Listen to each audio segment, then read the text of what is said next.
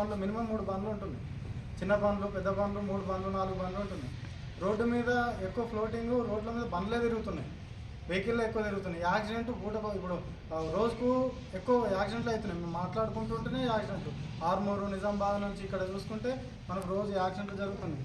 కాబట్టి మనకు ఏదైనా ఇన్సూరెన్స్ కానీ కాయిదాలు ఇంకేది లేకున్నా కానీ అది గుద్దిన అతనికైనా నష్టం, లేకుంటే మనకైనా నష్టం. థర్డ్ పార్టీ కానీ ఉండాలి, ఫుల్ ఇన్సూరెన్స్ అని ఉండాలి, కంపల్సరీ పేపర్లు ఉండాలి. ఇక నుంచి అది కంపల్సరీ అన్నమాట. ఎందుకంటే ఎక్కువ వెహికల్స్ పెరిగిపోయినాయి కదా, మన దగ్గరనే చూస్తున్నాం. ఎన్నో వెహికల్స్ అయిపోయినాయి. మీకు కూడా ఎక్కువ ఎక్కుతారు, అందరూ ఎవరిలా సెల్ఫ్గా వెళ్ళిపోతారు కదా. అంతకుముందు విలేజ్ల నుంచి ఇప్పుడు భీమవరం రావాలంటే ఆటో నిండే వరకు విలేజ్లో ఉందరు, ఇక్కడ నిండే వరకు ఇక్కడ ఉందరు, కానీ సెల్ఫ్గా వెళ్ళిపోతారు వాళ్ళ వెహికల్లో వాళ్ళు. కాబట్టి వెహికల్ ఫ్లోటింగ్ ఎక్కువ అయిపోయింది. కాబట్టి మీరు కూడా అన్ని పేపర్స్ ఉంచుకోవాలి దగ్గర. డ్రైవింగ్ లైసెన్స్ మస్ట్ అందరూ. ఇంకేంటంటే మీరు ఆటో నిండా ఎక్కించుకుంటారు, రైట్ సైడ్ మాత్రం ఎక్కించుకోకండి. మీరు ఎంతనన్నా ఉండని మీ ఆటోలో రైట్ సైడ్ది కరెక్ట్ లేదనుకోండి, మీరు ఏది కంట్రోల్ చేయలేరు. రైట్ సైడ్ ఒక్కొక్కరిని కూర్చోబెట్టకుండా క్లియర్గా ఉండాలి కంపల్సరీ. కానీ రైట్ సైడ్ అనేది ఉండదు కదా. ఇప్పుడు వెనక కూర్చుంటావు, నీ వెనక కూర్చుంటాడు, నీ వెనక చిన్న చెక్ ఉంటుంది, అటు వెనక కూర్చుంటాడు, నీ వెనక చిన్న చెక్క నీకే ఎట్లా తిరగాలంటే ఇట్లా తిరగదు, ఇక నీకు ఇది కుదుస్తుంది జరుగుతుంది. కాబట్టి రైట్ సైడ్ అనేది ఎందుకంటే ఎంతమంది ನೀವು ఓవర్లోడింగ్ ఇక్కడ దిగుతారు కదా, అంటే బడా బింగల్ సపోజ్ ఇటు చేయగలబోతున్నారు, బడా బింగల లేకుంటే ఇక్కడ కాలనీలో దిగుతారు అనుకొని ఒక్కరిని ఎక్కించుకున్నా రైట్ సైడ్, అది ఎక్కడ ఒక పెద్ద లారీ వచ్చినా కానీ నీకు ఇబ్బంది అవుతుంది. సడన్గా ఏదైనా గుంత ఉన్నా కానీ మీకు ఇబ్బంది అవుతుంది. కాబట్టి మళ్ళా మద్యం తాగి నడపద్దు. ఎందుకంటే మీరు నడిపినా కానీ మీరు మళ్ళీ కాగితాలు పెట్టుకొని నడిపేయాలి. మద్యం తాగితే మేమే 5 రోజులు సిగరెట్ కట్టి పెట్టి మీరు దాంట్లో దొరుకుతుంది. రెన్యువల్ చేసుకున్నాం. ఇక్కడ భీమలలో మంచిగా కాకుండా నడిచిపోతారు. మేము టైట్ చేస్తే మేము ఆయన పట్టలేదు. ఇప్పటికీ బస్సులు ఉన్నాయి, మాకేమంటలేరు. ఇక మీరు పట్టుకుంటే మాకు రోజు 20 బండ్లు దొరుకుతాయి. ఇక మా పరిస్థితి అందరూ అయితే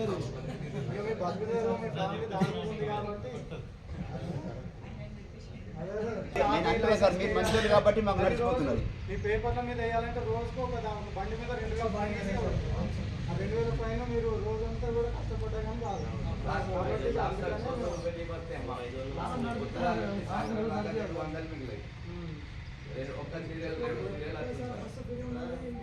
మొత్తం డే నుంచి నైట్ దాకా కూర్చుంటే 2-3 సీరియల్.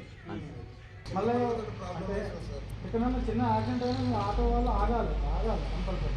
మీరు అందులో కొంతమంది మంచిగా ఉన్నారు, అంటే ఒక్కొక్కసారి ఖర్చు పోతే ఎంత మంచి ఆభరణాలు ఉన్నా క్యాష్ ఉన్నా కానీ తీసుకొచ్చిస్తారు.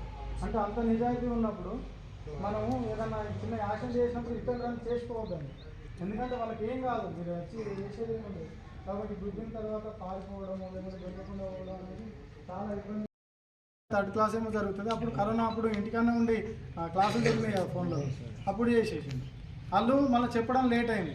మళ్ళీ ఏదైనా కానీ మీకు నేరం జరిగినాక అంటే మీరు మోసపోయారు అనుకున్న తర్వాత వితిన్ 1 అవర్లో మాకు ఇంటిమేషన్ చేయాలా, లేకుంటే 1930 ఫోన్ చేయాలి. 1930 ఫోన్ చేయడం వల్ల తొందర డబ్బులు హోల్డ్ అయిపోతే మేము అతను ఎవరో కనుక్కోలేము, నేరస్తుడు ఎవరో కనుక్కోలేము. కానీ బ్యాంకులలో హోల్డ్ అయ్యడం వల్ల మీ బ్యాంకుకు మీకు రిటర్న్ తెప్పిస్తామన్నమాట. ఎన్ని పైసలైనా కానీ అవి 25,000 ఎబో ఉంటేనేమో 25,000 వరకు అయితే ఎఫ్ఐఆర్ చేసి తీసుకొస్తాం.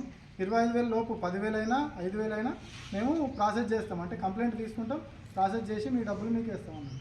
మీ విలేజ్లలో ఇప్పుడు కూడా మన దగ్గర కొన్ని అంటే డిజిటల్ అరెస్ట్ గురించి, సైబర్ గురించి కొన్ని ఉన్నాయి అన్నట్టు, పోస్టర్లు ఉన్నాయి, గ్రూప్లలో వేస్తాడు. మీ దగ్గర ఉన్నాయి అన్నీ, మన ఆటో యూనియన్లో వేస్తే మీ విలేజ్లలో పంపించండి.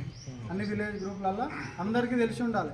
ఎందుకంటే ఇది ఇప్పుడు ఏదన్నా చీటింగ్ అంటే ఇవ్వడానికన్నా డబ్బులు ఇచ్చి మోసపోయే నేరం కంటే మన నిజామాబాద్నే ఒక 6 కోట్ల వరకు, మినిమం 6 కోట్ల ఇంకా 16 కోట్ల నిజామాబాద్నే సైబర్ నేరాల వల్ల తెలియకుండా మనీ పోతుంది అన్నట్టు. అది బ్లాక్ కొంత అకౌంట్లలో డైలీ 12 కోట్లు అంట. అంటే అది వేరేటోడికి డబ్బులు ఇవ్వడం వల్ల, మోసం చేయడం వల్ల కాదు, గుంజుకొని పోయడం వల్ల కాదు, ఇది కాదు, ఓన్లీ సైబర్ నేరాల వల్ల ఆ నేరస్తులు దొరకట్లేదు. ప్లస్ అందరి పైసలు అట్లా వెళ్ళిపోతున్నాయి. మళ్ళీ హోల్డ్ చేయడం తొందర అయితేనేమో మనకు పాసిబుల్ అవుతుంది, హోల్డ్ చేయడం కూడా వస్తలేదు. కాబట్టి సైబర్ నేరాల వల్ల జాగ్రత్తగా ఉండాలి. అంటే వల్ల చాలా రకాలు ఉన్నాయి. కొందరు ఫేస్బుక్ చూసే అలవాటు ఉంటుంది. ఫేస్బుక్ వల్ల ఒక్కొక్కసారి వీడియో కాల్ అని ఒక ఫేక్ అమ్మాయి అని ఫోన్ చేసి ఫేక్ లేడీ పెట్టి ఫోన్ చేస్తే మనం కొద్దిగా 2-3 సార్లు టైప్ చేసి ఏది కాల్ చూద్దామని వీడియో కాల్ చేయగానే నీ ఫేసు తీసుకుంటారు, మార్ఫింగ్ వీడియో పెట్టి నీకే పంపిస్తారు. నీకు పంపించి నీ దానిలో ఉన్న లిస్ట్లో ఉన్న మీ ఫ్యామిలీ మెంబర్స్ని, మీ చుట్టాలది, మీ ఫ్రెండ్స్కి అందరికీ పంపిస్తాం అని బెదిరిస్తారు అన్నట్టు. ఫస్ట్ 2000 నుంచి స్టార్ట్ చేస్తారు. 2000 కదా అని 2000 వేస్తాం.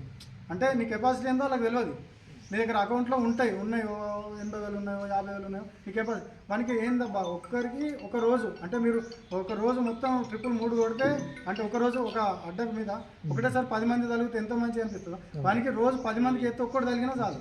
ఒక్కోడు ఒక 50,000 మంది ఒక 50,000 రూపాయలు తగిలితే వాళ్ళ మంది చూస్తూనే ఉంటాడు, ట్రై చేస్తూనే ఉంటాడు. నువ్వు తిట్టినా మళ్ళీ వేరే వాళ్ళకి ఫోన్ చేస్తాడు.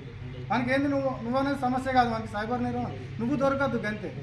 నువ్వు దొరకడం వల్ల మనకి ఎంతో కొంత లాభపడతాడు అన్నట్టు.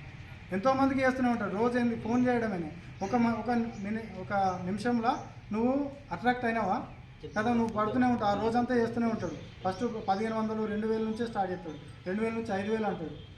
మళ్ళీ ఎవరైనా ఇప్పుడు ఎవరన్నా అప్పు హౌస్ లోన్ కానీ కార్ లోన్ కానీ తీసుకుంటే మనం బ్యాంక్ పోయి లేకుంటే ఫైనాన్స్ దగ్గరికి పోయి ఎన్ని పేపర్లు ఇచ్చినా ఈ పేపర్ తక్కువైంది, ఇది తీసుకురా అది తీసుకురా అంటాడు. కానీ ఇప్పుడు ఏమైంది, మనకే ఫోన్ చేస్తారు, మీరు ఎక్కడికి వెళ్ళాల్సిన అవసరం లేదు, మీకు లోన్ ఇస్తాం, మీకు ఎంత కావాలా అంటారు. అలాంటివి నమ్మొద్దండి. కంపల్సరీ మీ బ్యాంకులో తెలుసుకొని లేకుంటే ఫైనాన్స్ దగ్గరికి బండి ఫైనాన్స్ కావాలా అని ఫోన్ చేసి డబ్బులు వేస్తామని అంటారు. డబ్బులు వేసిన తర్వాత డబ్బులు వేయకుండా అని మిమ్మల్ని మోసం చేసి ఫస్ట్ ఫ్రీ అంటే ఇన్స్టాల్మెంట్లో మీరు కట్టాలి, కొన్ని ఇవి ఉంటాయి, వర్క్ ఉంటుంది, పేపర్ వర్క్ ఉంటుంది, మీరు కొన్ని పట్టండి, ఫీజు ఉంటుంది అని అంటే లేదు. అడ్మిషన్ ఫీజు కోసం లాగా 2500 నుంచి స్టార్ట్ చేసి 5,000 10,000 15,000 ఇట్లా కడుతూనే ఉంటుంది.